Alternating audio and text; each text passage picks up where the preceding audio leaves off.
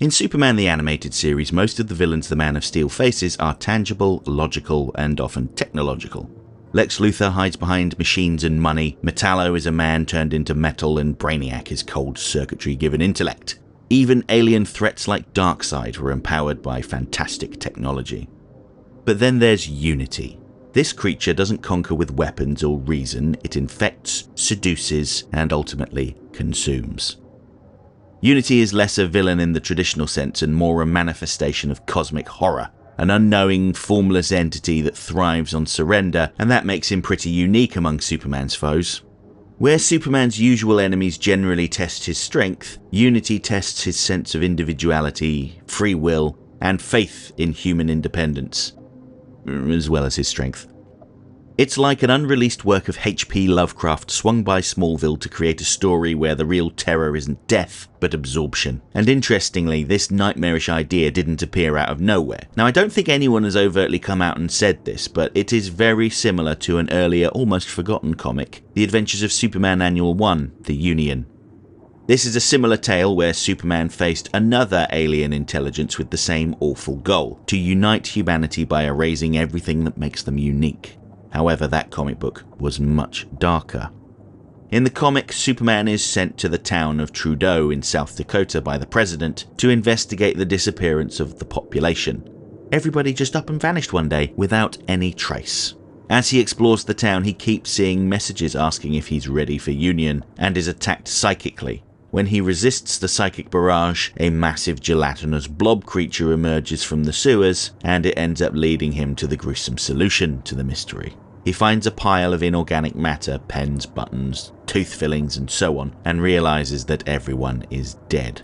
The culprit, an alien called the Worldbringer, reveals it has absorbed them into a hive mind to bring them enlightenment through Unity. But when the minds beg Superman for death, the horror becomes clear. Nobody asked for this, and their existence is agony. When Superman refuses to end their lives, they seize his body and make him do it. It's a tragic ending. Technically, Superman won, but no one was saved.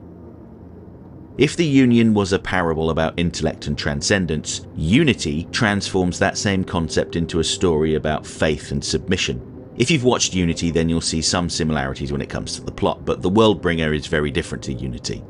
It has a human-like form and it creates a soulless blob out of its victims. By contrast, Unity brings that same idea crashing down to Earth, both literally and symbolically. Instead of a cosmic mind preaching transcendence, Unity is the soulless blob, a parasite disguised as religion. It infects through faith, not philosophy, and finds a foothold in Smallville through its prophet, Reverend Howell.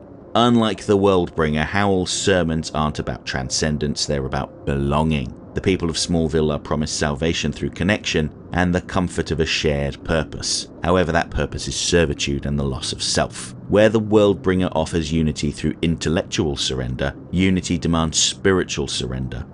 One plays priest to the mind, the other to the soul.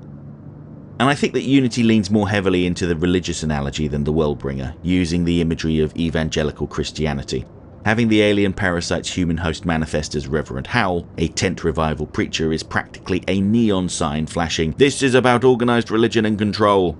The imagery of the revival tents, the crowd swaying in blind devotion, and the language of oneness and belonging all evoke the more fervent, sometimes exploitative side of religious movements. But I think I should clarify that I don't think this is specifically a critique of Christianity. The episode's imagery borrows from Christian iconography because it's familiar and potent, not because the writers were condemning Christianity itself, or at least I don't think they were. The story is about faith turned into obedience, a literal depiction of people surrendering their free will to a charismatic figure who promises salvation but really hungers for domination. Likewise, the fact that Unity is harmed by Superman's X-ray vision, literal scrutiny, is pretty telling. Unity thrives in secrecy in the dark corners of blind belief, but Superman's gaze, his literal power to see through, destroys it. It's also significant that this story takes place in Smallville, the symbolic heartland of America. By corrupting the idyllic, morally upright setting with this cultish infection, the writers suggest how even wholesome communities can be consumed by ideology masquerading as enlightenment.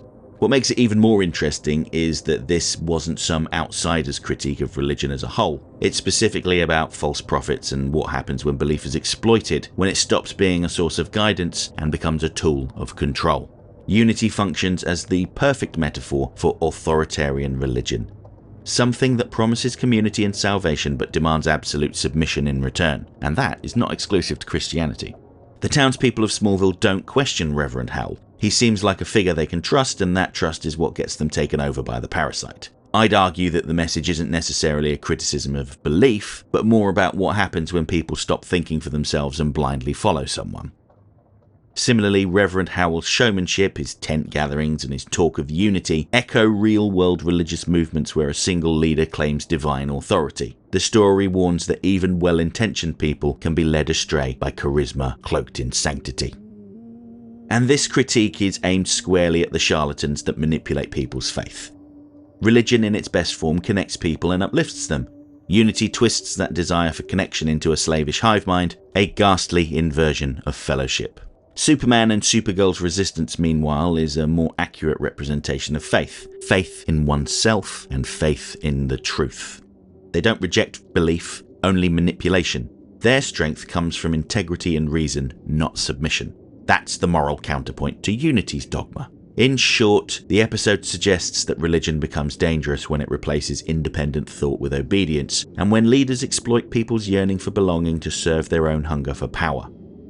There's another comparison to be made here too, and that's between Superman and Unity. They are both outsiders who fell from the stars into the same quiet American town, but what they represent could not be more different. Superman arrives as a child and learns to belong. He's nurtured by human kindness, shaped by moral guidance, and as such chooses to serve humanity. His alien nature becomes a gift he offers freely, strength used to protect people, not enforce his ideology on them. His presence amplifies what is best about people: compassion, courage, and responsibility. Unity, on the other hand, comes to Smallville as well, but rather than integrating, it infests. It doesn't learn from humanity, it tries to consume it. Where Superman shares his power, Unity spreads its influence. It doesn't teach or coexist, it converts and consumes. The contrast couldn't be more deliberate. Superman's brand of unity is built on an idealistic belief that humanity can rise together through empathy and choice. Unity's unity is submission masquerading as harmony, a hive mind that demands obedience at the cost of identity. Both are saviors in the eyes of those who follow them, but one uplifts through love, the other conquers through faith. Ultimately, Superman represents the idea of coexistence, an outsider who learns to live among humanity without losing his sense of self. Unity, by contrast, represents consumption, an outsider who can only exist by erasing others. Now, it would be very easy to read Unitary through the lens of immigration. After all, both Superman and Unity arrive from beyond the stars and settle in Smallville. But to interpret the story as a parable about good versus bad immigrants would miss the point entirely. Superman's arrival was never about assimilation. He doesn't abandon his alien identity to become human, he learns how to coexist. His story celebrates empathy and shared values, not cultural conformity. Unity, meanwhile, isn't a metaphor for a community that fails to integrate. It's a metaphor for ideological domination. It doesn't want to live among humanity, it wants to replace it. If Superman represents the beauty of connection through compassion, Unity represents the horror of connection through control. The story isn't warning against outsiders, it's warning against the loss of individuality and free will, no matter who threatens it. Likewise, I know some view it as an allegory for communism, a hive mind devouring individuality in the name of harmony. But again, I think that interpretation is too narrow. If that's what it says to you, okay, fair enough.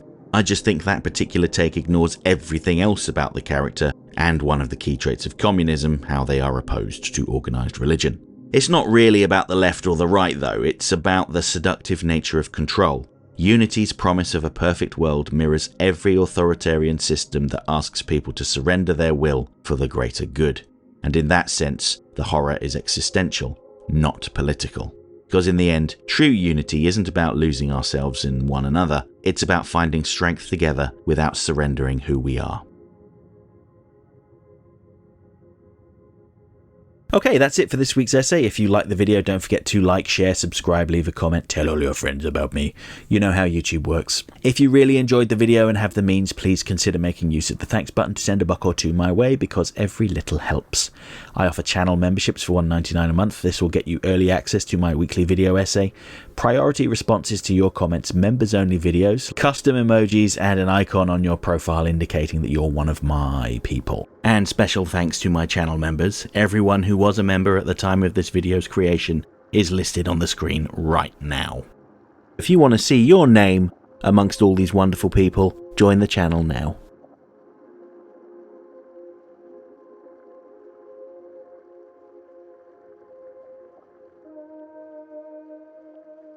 Next time, I'll be back on Monday to talk about one of the most beastly characters from 2004's The Batman. Yeah, I'm going to be talking about Kirk Langstrom, the Man-Bat.